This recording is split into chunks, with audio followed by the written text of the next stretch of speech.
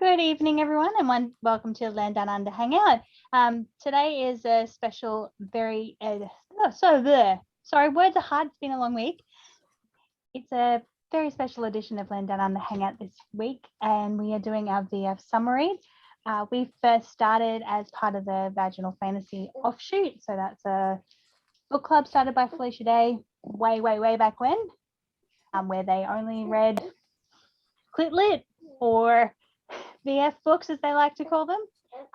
This month, or this summer, I suppose, we read A Touch of Darkness by Scarlett St Clair. This was a group pick. We kind of all just voted on what books we thought would be what books we thought we should be doing for the summer read. It was recommended by Book Talk. It was recommended. Actually, it was recommended by Smut Talk, if you want to be specific. But I'm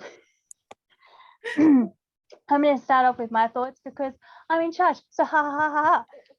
I quite enjoyed it. I think it was worth the $4 that I paid on Kindle for it. I really enjoyed the story. I love a good Hades Persephone storyline, so I enjoyed it. I know that Matt said at one stage it was a little bit light on in the smuttiness at the start of the book, which is true, and I'm a little bit sad about that. It's not as smutty as advertised, but I did enjoy the story quite a bit. Kirsten. Yeah, I really enjoyed it. It was, I knew what I was going in that it was going to be a VF type read, so it would be sort of light and easy and, with some fun parts.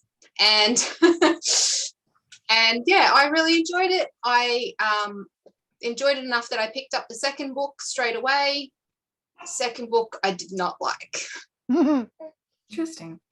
So there you go. I'll go into more detail later, but I won't spoil the second book except to say that I did not like it.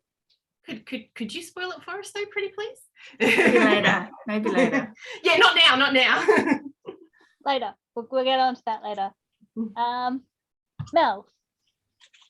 Oh, I didn't have a great time with it. It was I thought the prose was passable. I thought the characters were annoying, and I hated the world building. The smut was fun. Yay! That was about what I got from it. Honestly, if it hadn't been so cheap, I would have returned it. That's reasonable. It was just supposed to be a light, fluffy read. So I didn't have high hope of the actual, No, I definitely agree. It was definitely light and fluffy. Of it. Yeah.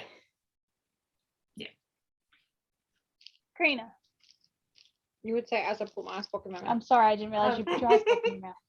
I really enjoyed it. I read most of it at 2:00 in the morning while feeding baby, and would constantly get annoyed at her for falling asleep because then I was supposed to go back to sleep, but I wanted to keep reading.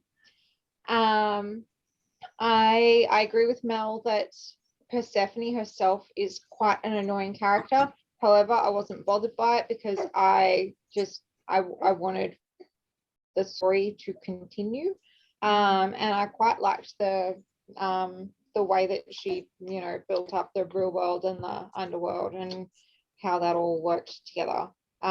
Like Kirsten, I continued with the series and consider this a PSA. Don't read the rest of them. Wow. Wow. Okay. Elizabeth. Yeah, I enjoyed it. It was just what I wanted from a VF read. I didn't have to think too deeply about it. I like a good Hades Persephone retelling. I appreciated that the author knew her flower lore. So yeah, there were some parts of it that I was less keen on, but mostly it was nice just to switch off my brain and have a nice fluffy read. Liv. With the good hair. Hair flips. Oh, now it's in my hair. Thanks. So I really like Greek retellings, love myth retellings, all of that. I think I went into it thinking it's contemporary. I'm not sure. I prefer it's on the historical fiction side of things or more fantastical. But I really enjoyed it. It's just nice and fluffy and really addicting. Every moment, like I would read it during work. But not when I was supposed to be working. I would just, every time I had a break, I was like, I'm reading this. It's so addicting. And I think I read it within like a day or so. And I love Hades Persephone as well. But yeah, really enjoyed it. It's a good BF. Bobby. I actually finished it. I think that's probably the first like romance novel I've finished since I was in high school. So that probably says a little bit about it. It wasn't like my favorite book ever. But I didn't have to struggle to finish it, which was nice. There were bits I quite liked about it.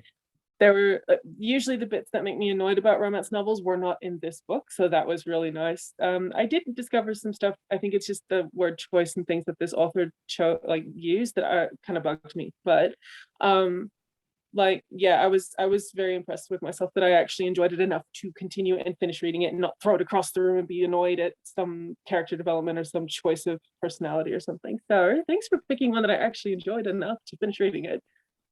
You're welcome. Those tropes are all in the second book.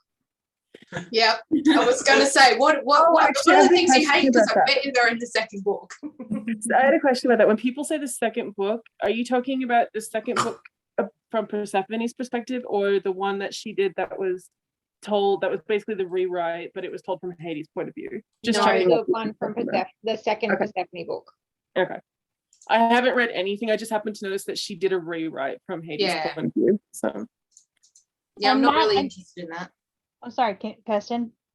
Matt, I know that you had mentioned that you weren't quite finished earlier, but did you manage to read any more? Did you get any good bits? I got to 51%, and that got me to the first kind of sexy time-ish bit, which is where they're in Hades' pool. Oh yeah, that was good. Private bathing pool. I like that bit. Was it? Was it? Didn't do anything. Sorry. I'm not sure you're the target audience. No. I don't believe that, Matt. You are the target audience for this story. Sorry. So far, I probably fall close to Mel's side of things. Everyone kind of annoys me. And I mean everyone. I don't like anyone in this book. You try reading the second one, man. Please keep talking up the second book. You're making me want it so bad. My favorite thing is probably although we've only really kind of got an idea of the Earth realm and the underworld, the kind of world building stuff with the 3 different realms and like what's happening there and how the gods kind of interact with mortals and what's going on there. I can quite enjoy the world building, but the actual romance and characters, not so much. Characters, like, they're all shit. I found Persephone a little bit annoying in this book. In book 2, I just want to punch her in the face all the time. I think that might be colouring how I felt about her in the first book, because in the second book she's so much worse. Yeah. Yeah, so bad. I'm not touching that book. And I was looking at reviews of the third one because I thought, oh, maybe it gets better. And then all these reviews of the third one were like, I really liked the first 2, but the third one was terrible. And I'm like, right, okay. I think because it has a better rating on Goodreads. Yeah, I noticed that. But a lot of the reviews on Goodreads are not great. And I was like, you know what? I don't care enough to try. I stuck with book 2 and I read it all the way to the end, but I probably shouldn't have bothered. So we are here to discuss the first book. I know, I'm just I think it warning tarnished my whole view on the first one as well, though, Yeah, a because little bit. now I'm looking back at those characters through that lens. Like I remember enjoying it and going, oh, I really like this and I want to keep reading. But now I just think, oh God, that's so annoying. And clearly Matt found the characters annoying in just this one. Yep. What did you find annoying, Matt and Mel? About what in particular? The particular character? Characters. Okay. Well, okay, I'm going to give a disclaimer first off. Many people have mentioned how they enjoy mythic retellings. I do not. So, disclaimer first off, this is a known thing about me with the group.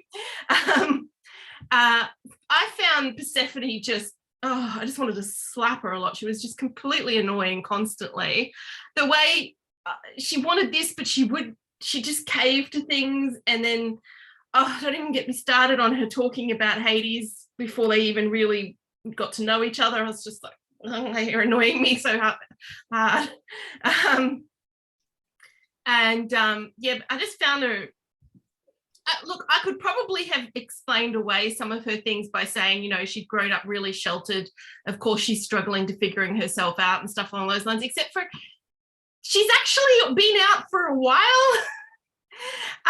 And then there's stupid things she did too. Like, it was so freaking obvious that, what's his name? Adonis was going to do something. It was blatantly, glaringly obvious.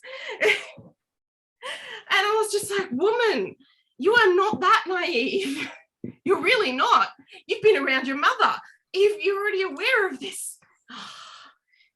That'll do for her at least. I think, yeah, there was some like dodgy, like, again, I've only read half, but like, some very obvious bad choices, like, hey, here comes someone with some free drinks. They're on the house. And you're like, sure, Yeah.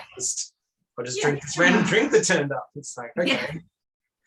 That really annoyed me because I'm like, who would just accept like a Yeah. random drink from like a stranger? Like, Yep. It just, Mhm. I would Yep. never imagine just having someone come up to me and go, here's a free drink on the house, and be like, yeah, sure, I'm totally going to drink this. Like, even if it was a staff member, I'd be like, no, thank you. I'm finding some of the secondary characters more interesting, but they only kind of pop in and out. So what bits I get from them, like Hecate, is it Hecate? How do you pronounce You it? mean Hecate? Hecate? Yeah. She seems kind of interesting and cool, but I've only met her like twice, so I haven't got, you know. You do get more of her as the book progresses, and yes, you're right, she is a more interesting character than a lot of other characters. Like, I quite enjoyed her character. Same. She's the closest I would have said I came to actually enjoying somebody. They talk a lot about Aphrodite, but haven't. Again, she does come in later in the story, Okay. although not until a lot later. Like, Hmm. he becomes sort of key very late in the story. So Yeah. And Hades is just too much of a closed book right now to care. I know obviously that's gonna expand because that's kind of like the whole deal, is gonna find out more about him, but right now it's just too much of a wall I for me think to, you're at the point where it starts getting good. yeah. Melanie makes a questionable face. look, Well, you did say that the smutty parts were the parts you liked, and this is where the smutty parts start, in where Matt's up to Yeah, in the story. but I did not So- like their relationship. I enjoyed reading the sex just for the sex. I didn't like their relationship. Yeah, it's not like improved in the second one either. I mean, again, like, I'm being really harsh on it because even though it is just a light read, I finished it. Like Bobby said, she finished it as well.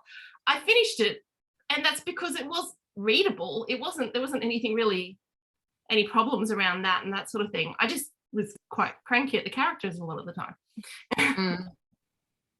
When I was reading it, it reminded me a lot of, like, to be fair, I'm not an expert in Greek mythology at all. Like, it's been a very long time. Like, we're talking high school, you know, like first uni since I've done any actual proper reading of the myths. But so I'm sure it was a lot of fuzzy, but it felt a lot to me like it reminded me of kind of going to the theater and seeing a reproduction of an old Greek play where someone has taken a lot of artistic license, and so like they dressed up everything, and so there's all these parallels you're meant to pick up on, bits and pieces that tie you back to the original story. Like I don't know, like a retelling of Romeo and Juliet. Not that it's the same story, but just in that idea of like you take an old story and you've put it in a completely different theatrical setting, for instance, and you're making these nods back to some of the original things to help the audience along with what's probably going to happen. But Yeah. if you're watching that, like we all know when I watch Romeo and Juliet, I know who's going to betray who. It's so obvious from the audience, but I can sit there and go, don't be an idiot, don't be an idiot. And by the end, I've probably still had a pretty good time watching the whole thing. I think that's what this was like for me. Like it was fun Yeah. Yeah, that's what I reading wanted it out of it. through. That's but what a but, VF like, read is. yeah. So like in that case, it was quite fun. Like most of the like romancy stuff that I've read, even the ones that have pretty good sexy times, the story bit, it bugs me too much. I can't feel like I'm either watching something and separate from it or not bonding enough. Like I don't know. But in this case, that's what I quite liked about it. But their relationship, Hades and Persephone, bugged me a lot. There was too much of an imbalance in a lot of ways, and it kept cropping up at the wrong time. Like they'd be getting it on, and he'd say something about where it was obviously he was pulling it, like it was drawing a line with this power imbalance. I was like, shut up, you just ruined it for me. Yes. Actually, what Elizabeth was saying earlier, that like she enjoyed the little sort of bits of actual like flower lore and that sort of stuff, like those little actual parts of like Greek history and flower lore, like those little bits and pieces were actually really, really nice to see in a book that didn't really have much depth. It was nice to have those things that I was like, oh, here's like a little, like I wouldn't have expected it in a book that I would reference as a junk food book. Like I wouldn't expect those kind of like details in that sort of book, and it was nice to see like those sort of I little. didn't come here for depths. No. It was nice to I would have agree with you, little things. Naomi.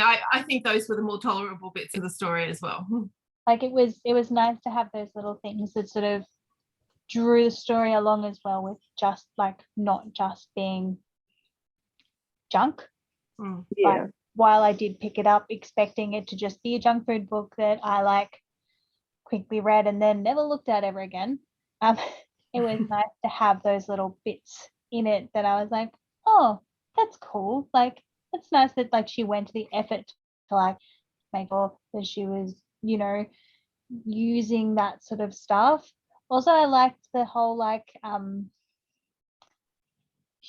you know, the glamours that the gods used. When they dropped them, they had like the horns and like that sort of stuff. Like that was really cool as well. Like that was an interesting thing that she sort of put into her story, because often when Greek gods and goddesses are pictured, they're always pictured as human, but like giving them that sort of like other earthly sort of trait kind of helps to separate them.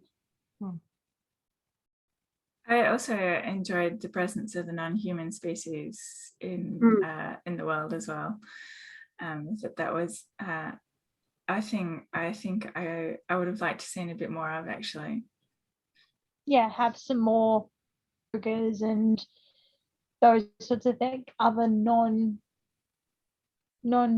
or like non-human sort of creatures in the world that are smart enough to, you know, be in the world where she would like where Persephone would actually run into them. Like I think that would have been interesting to see. I don't know if everyone read the digital or if some people listened to it. I heard the audiobook. At the end of the digital, there was those few chapters of the Hades version of the book, which I'm kind of interested to read, because it's a nice, like I think it'd be interesting to see what he was thinking in all those moments where I was like, what are you doing? Oh, Mel. Miss My phone just Communication. notified me that you updated your Goodreads. What Yeah. did you want that you do read I gave it 2. It's all right. It's not for you. That's fine. I have no problems with not having enjoyed it, despite it being a fluffy read. It's fine. I contemplated giving it 3, but I was just like, 3 says that I'm not discouraging people from reading it.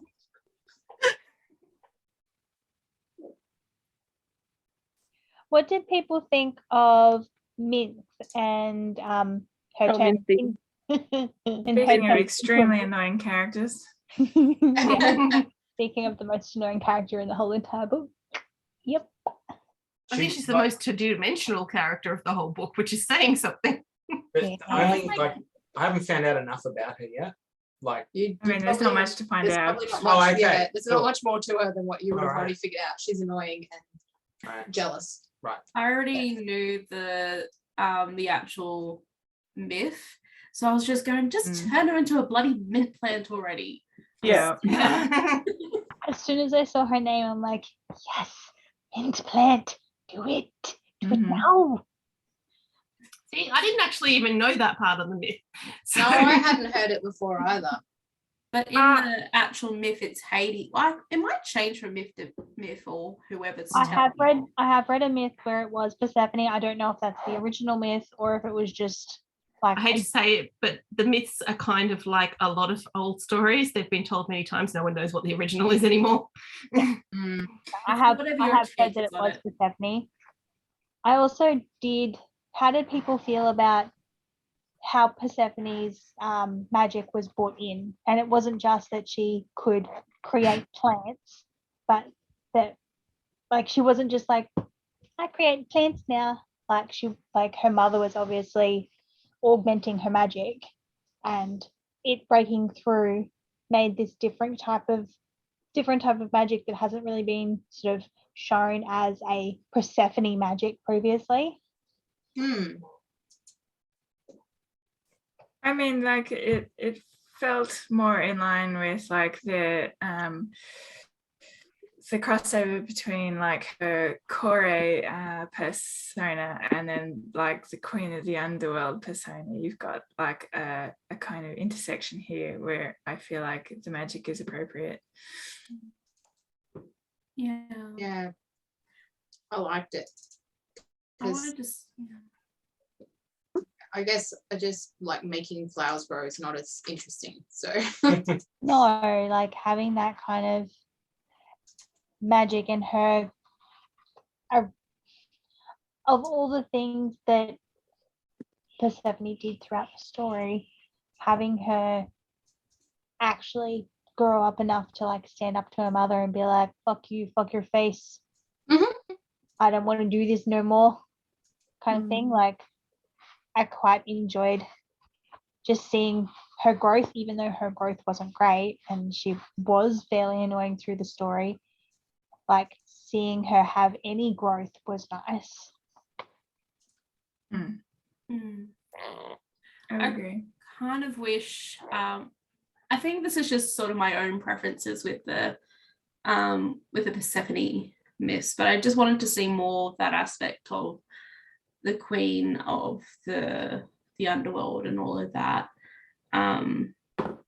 which I suppose she's sort of morphing into by the end of the book, especially with the new sense of her powers. But yeah, Maybe I you'll just need like to read that the rest part of of the the series, Liv. huh? Maybe you'll need to read the rest of the series, Liv. No, I from what it sounds like, I'm happy to wait for what's her name? Who wrote Ariadne? Miller? Oh no, Oh, Ariadne. wait, not Ariadne, Cersei. Yeah, Madeline Madeline that Miller one. wrote Yeah. Cersei. I feel like she would probably do a good Persephone retelling. That yes, I would be really she up would. my. But again, we shouldn't be comparing books that haven't even come out yet. Doesn't even exist yet, right? Well, apparently, actually, no. Did she definitely confirm she was writing it? She did. Yeah. Okay. There you go. But it's probably a couple years from now. I would imagine so. Yeah. That's okay. There's lots of retellings that are coming out, especially like Mexican retellings that are interesting. The Hades and Persephone retelling is like the new hotness at the moment. Mhm. Like, every second book that's coming out on Book Talk is basically Hades and Persephone retelling. Which is pretty much, it's just like Beauty and the Beast. Like, Yeah. it's all the same.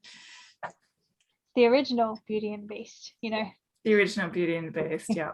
But it doesn't necessarily mean that all those retellings are of quality. And you can probably tell it from the blurb as well. No. I will not try that.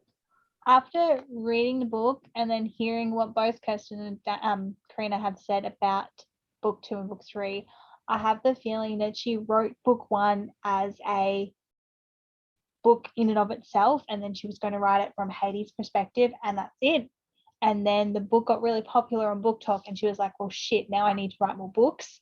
And that's why it doesn't have the same vibe, like, because I feel like if it's that much worse in book 2 compared to book 1, like usually there's a lull in a book 2 of a series, like, you know, it's not always the greatest book in the series, Oh, there's a lull. but like usually you don't read book 2 and be like, wow, this is the shittest book I ever did shit on, and not want to continue the series. Like that doesn't happen very often. Especially when I really quite liked, like I probably would rate this, Yeah. like haven't been doing star ratings because I always go back and regret what I've like changed my mind, because I think, oh, I must have been in a good mood when I rated that, or I was in a bad mood. So I just don't do it anymore. But like if I had to do it, I would probably give this book a 4-star rating. Like I enjoyed it that much, and I would probably give book 2 like a 1 or a 2. So like Wow. yeah, and Yeah, I don't know what, like disappointing. I don't think my mood changed that much between books. I just think like you got a bit of character growth from Persephone in this book, and it felt like the second book her character growth went backwards, and she just it suffered from that trope that I hate, where it's like all the problems of this story could be solved with a conversation between the two main characters instead of just freaking talk to each other, instead of assuming things and just ignore. After I Karina hate told me that not to- trope, and it pisses me off, and I don't like reading about it. after Karina told me not to read book 2, I read the synopsis and went, huh, sounds like all these problems could be fixed with a small conversation. Mhm. Like literally just talk to each other and it will fix all the problems. Like, you guys know that you're meant for one another now. Like you're kind of at that point. Like, why is it so difficult to have a conversation now? Like, I understand at the very beginning of book 1 not having a conversation like about like, so that towards the end of the book, Matt, if you're listening and you don't want to be spoiled, now No, would be the I'm time to happy read. for spoilers. You probably won't. So you find out towards the end of the book that the Fates had told Hades that Persephone was going to be his wife, and they had told Demeter that at the very like when Persephone was born, and that's why she hates Hades so much and why she tried to turn Persephone against Hades. And then when Hades sort of finds that out, instead of just trying to talk to Persephone about it and like, you know, go from there, he like continues to keep tricking her the whole way through the book. Kind of like is this really the best course of action, sir? Mhm. Yeah, well, and it don't maybe that's part of why book 2 bothered me more, because in book 1 they hadn't established a relationship, and by the end of it they had, and in book 2 it's like, well, now you're supposedly in a relationship with this person and you still can't have a fucking conversation. So don't go like, oh, we're in love and we're, you know, we want to get married, blah, blah, blah. But okay, I can't tell you things because it shits me. Like if you're in a proper relationship, you should be able to talk to each other. And So going back to the first book, sorry, one of the I keep few derailing. I'm sorry. it's all right. I keep poo-pooing the first one, so what else? But to say something that I actually quite liked about it, I did like the fact that Lexa, her friend, didn't end up with Adonis. Dumbass. And that something bad didn't happen there. I was like, it was just sort of looming, and I was like, this is gonna be shit. Question: does everyone know the legend of Adonis? No, it's something. Did he fall in love with Persephone as well? No. No. He looks in the water, or am I thinking of the other one? I looked it up, so I know He it looked now. to his reflection. Been a while. No, that's Narcissus. Narcissus, yeah. Have read it, but it's been a while and I can't remember it. So I knew he was going to be a traitor of some sort, like he was going to be a problem character, but I couldn't remember exactly how. Okay. Because he Aphrodite was in love with him, and Ares got jealous and killed him basically. And if you remember, the Hades was wearing an anemone when he first met Persephone. One of the legends about that flower is that it grew from Aphrodite's tears over Adonis's death. Interesting. Yeah, see, I don't know very much Greek mythology. Am I the only person here who doesn't know any Greek mythology? And Did you know the Hades and Persephone Nope. thing? Nope. Oh wow, okay. That's one of the few ones I did know. Well, although I think I learned that from watching like that Hercules TV show. Look, all sources are good. Okay. So, this could be why my version of it in my head is not that accurate. So your remembrances or your exposure is about as old as mine, which is the 90s. It would have been Hercules or Xena. It would have been one of those shows. Apparently another lost version now. of the myth is that I'm glad I amused you, Mel. apparently another version of the myth is that it was Artemis, not Okay. not Ares. So Artemis was so jealous of his hunting skills that she sent the wild boar after him, and That's Orion, isn't it? Oh, that's the one I It's remember. Madonna. It's Okay. that Okay, Madonna. okay. Yep. Carry on. So yeah, I mean, obviously, like Mel was saying earlier, they're very old stories that have been retold many different ways. So who knows what's the correct one? And apparently that's another version where Artemis got so jealous of Adonis because he was such a great hunter that he sent a wild boar.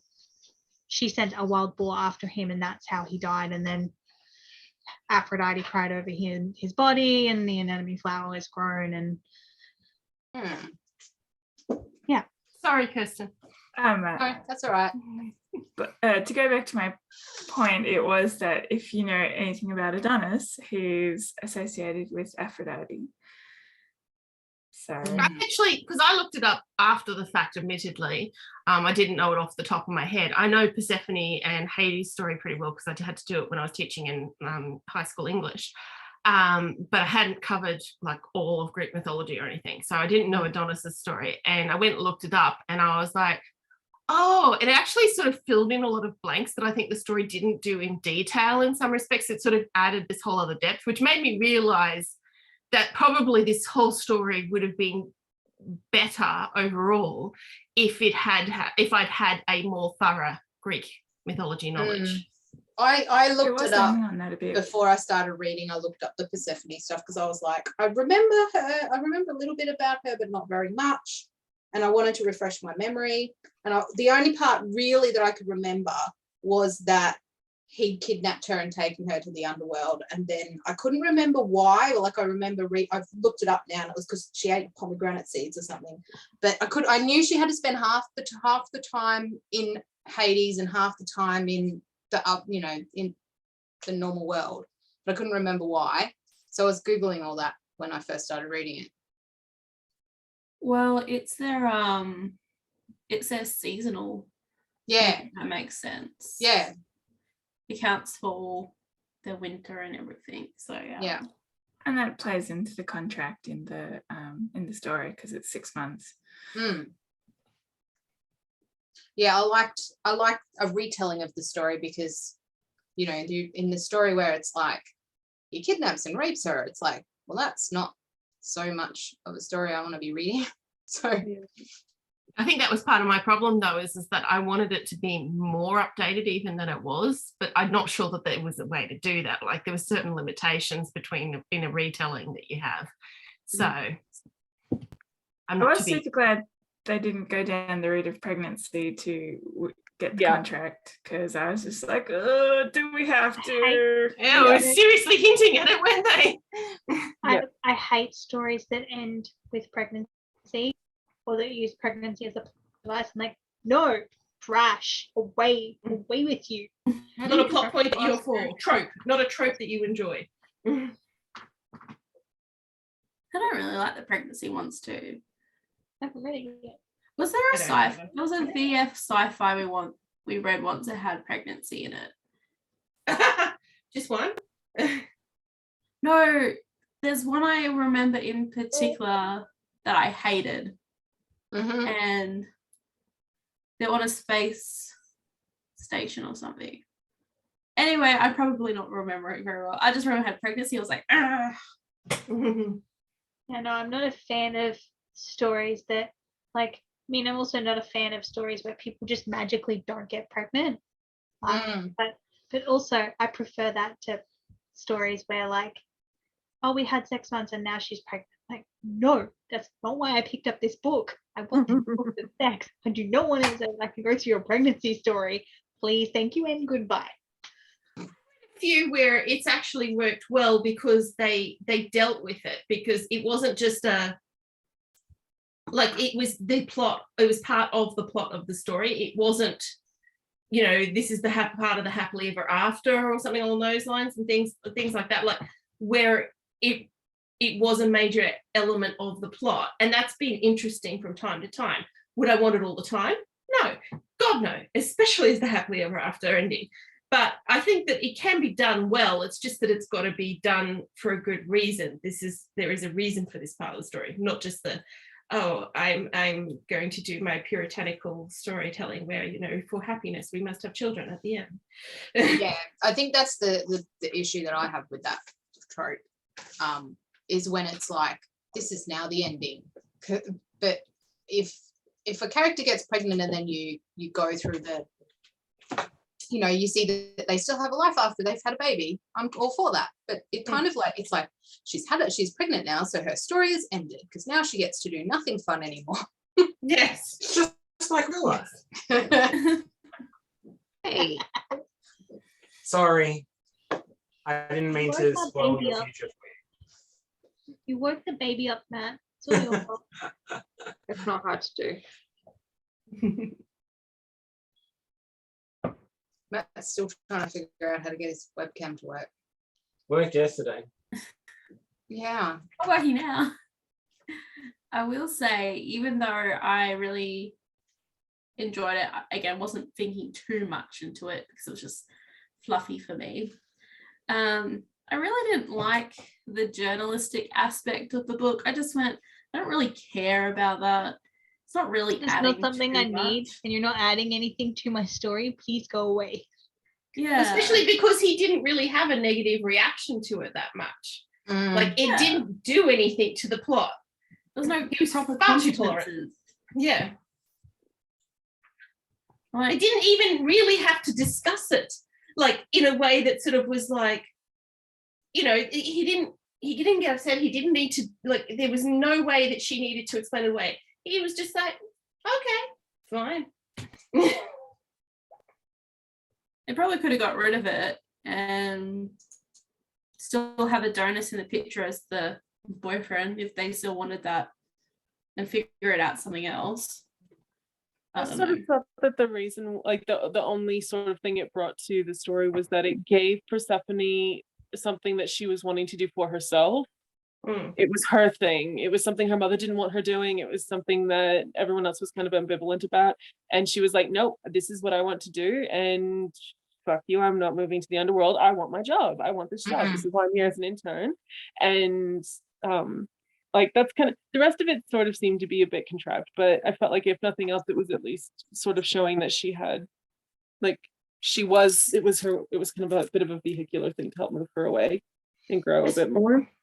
Plot-wise, I think the only thing it really gave me was that it sent her to that what's the name party, because work sent her there rather than someone dragging her along or something on those lines. So it sort of made sense from that perspective.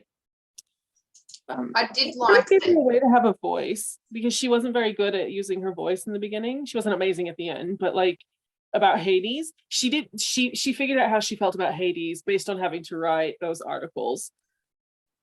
Like, Yeah, fair. otherwise she would have only been seeing Hades through the lens of her mother. But having to go through and write those articles forced her to have to really consider what, like, because she cared about her job. She wanted to be a good journalist, therefore she had to do her due diligence by her standards. I suppose that's a fair point, because while I personally don't, I think she could have had that independence and all of that with pretty much any other job that wasn't something related to her mother or Hades. And I didn't particularly, I mean, writing about popular people is hardly journalism that I'm particularly thrilled about. But I get what you're saying there. That actually makes sense plot-wise, that it added value.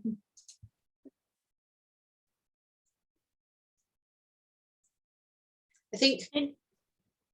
Sorry, I was just going to say it's one of these books where we're trying to do an in-depth discussion about it, but it's not a very deep book. Okay, here I have a superficial thing to bring up. I'm just curious because also being someone who doesn't read a lot of romance, this is one of the reasons why I don't read a lot of romance. I have issues with people who can't use actual words for body parts, for movements, Oh, yes. for feelings into her core. What? Oh, Oh, yes. yeah, I hate yeah. that too. And center to Yeah, her like- center, and it's like, Yes, I'm like, really? The Come on. apex of her We core. can't. I mean, yeah. Gonna make sure that I tick the box to say this one is definitely not for children. Well, it's a freaking VF read. We were all. No, I know. I'm making a joke. I'm making a joke. It's all good. Okay.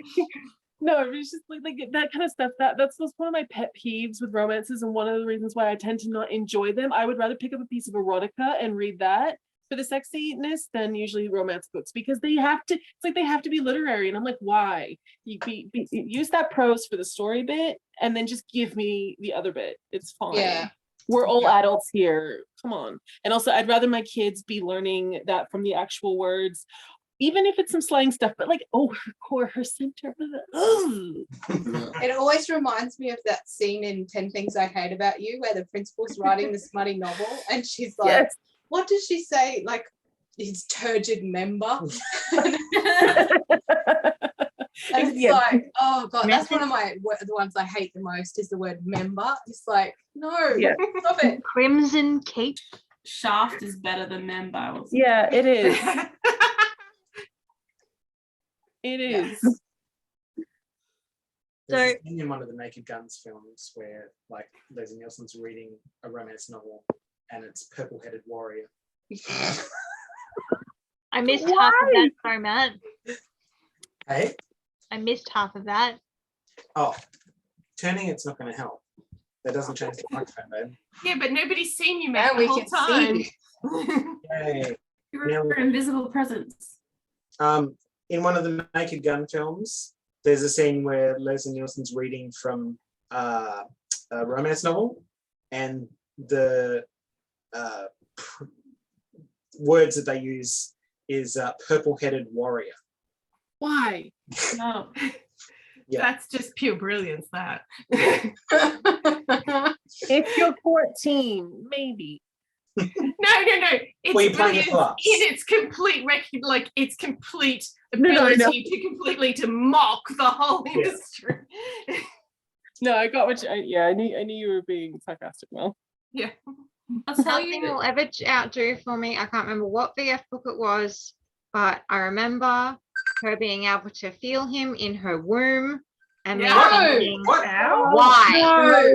Ugh. I don't remember what book it was. I just remember sitting there thinking, Sounds like a baby. That sounds painful. yes. I remember that, and I don't remember what book it was. I think I wrote it in my review on Goodreads, so I'm going to go hunting and see if I can figure out what it was because I just remember it bit like, bleh. A woman wrote this. A woman. Yeah, that's the thing. This one too. I'm like, a woman wrote this. Why are we using these words? So I think I'm going to read A Game of Fate, which is the Hades version of this story, because a lot of the reviews seem to be it's 100 times funnier and 100 times less annoying.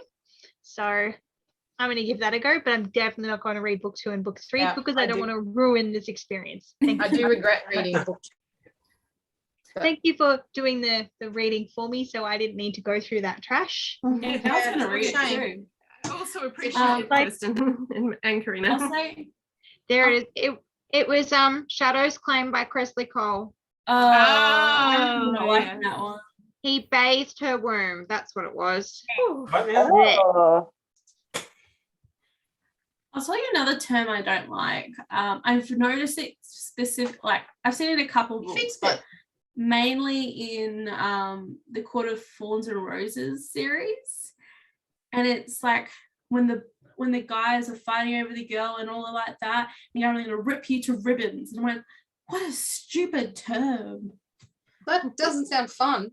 No, you're going to shred him to ribbons. I'm like, can't you just say you're going to shred him? Like, you don't need to use the ribbons. And he Long thin ripped ribbons me of flesh. inside like a ribbon. Ugh. Not sure what the ribbon bit's meant to mean. Not that the shredding sounds all that much better. Anyway, I don't like that term. I hate it. Is there a way in your Kindle, if there's a term you don't like, to replace it with Find and a- replace. Matt, is this a thing we can do? I don't think so. Well, that's If I mean, there you're- is, I'm you're going to guess it using- would require you reading through the Google Chrome extension Yes. and using an extension of the extension. Well, you don't even need to do that. Just the web-based Kindle reader, and then a user script that you run on your browser to. There do you a go. podcast. You have a Matt, video just- now. Matt, Sorry? did you have a video before, Matt? No, No, he's Yes, got a- he's got a- yes. You have one I did. now. Yes. We are now in the same room. Look. Ooh, my hand goes out one thing and comes out Oh that God, now they need two sock puppets. Now I'm sad that to start next to each other. I'm What's going that? to guess that you've got only one microphone on though. Yes. As Matt is my not microphone actually is on showing up on the view. And the sound is off. Yeah. Oh yes, because it needs his sound for it to go to his picture. That's the right. problem. Yeah. Otherwise, you'd have all kinds of horrible echoing. Oh shit. man, which happened in the Teams meetings at my work. And I'm like, Every people, it's not that time. hard. I don't know All right. how many times We're I off have the to book. explain We're this off the to my book. staff. Wrap it up, guys. so. Just Yep, one okay. last thing before we wrap it up. Fun. If anyone's interested in trying other Hades and Persephone retellings, there are a couple that I know have had fairly good reviews on Book Talk and on Goodreads. So there's Neon Gods by Katie Robert, sorry. It is a more modern retelling, so if that's something that's more your jam, I've heard very good things about it. The other one is Promises and Pomegranates, which is a complete retelling, like characters are completely renamed, but it's obviously a retelling of Persephone and Hades. They're two that I've heard very good things about. I'm actually thinking about picking up Neon Gods because it's part of a series that has stories about a lot of gods from Olympus. So, and that's book one of that series. So I'm going to try that one. But I've heard good things about those if people are interested in trying other retellings, just because it is the new hotness at the moment. The other one that I've heard started hearing good things about, but it's more of a YA story, is called Law Olympus. So LORE. All right. It's not like a sexy time story, but it is a story about Persephone and Hades and I think the gods of author Olympus in was general. Alexandra Bracken. By Rachel Smythe. Okay. Also, I've not read it myself, but I've got a retelling called Hot as Hades by Alicia Rai. I quite like some of her other work, so I have high hopes for that one. Oh, side note on Law Olympus, it is a graphic novel. Oh. So if graphic novels are more your jam, Oh, then you'd be I must interested be in reading. getting confused with, I think there was just Lore is a YA novel by Alexandra Bracken that was out recently. Yeah, no, this one is, it looks That's like very it's confusing. it looks like it's a web comic that's been turned into a graphic novel. Mhm. And I've started hearing good things about it on Okay. Book Talk, and it has 4.48 stars on Goodreads, which is fairly good. Decent. Like that's fairly decent on Goodreads. But I just thought if anyone's interested in some more recommendations of this very interesting story that can be told in very many different ways, you have a number of different options to try. Does anyone have any final thoughts before we wrap it up for the evening? Don't read the second book. Other than don't read the second book, which I think has been reiterated so much that I wouldn't touch it with a 10-foot pole. Look, it's really important you don't suffer the way that we did. We're literally messaging each other like, seriously, why? Karina was like, does it get better? And I Nothing was else to like, add? no.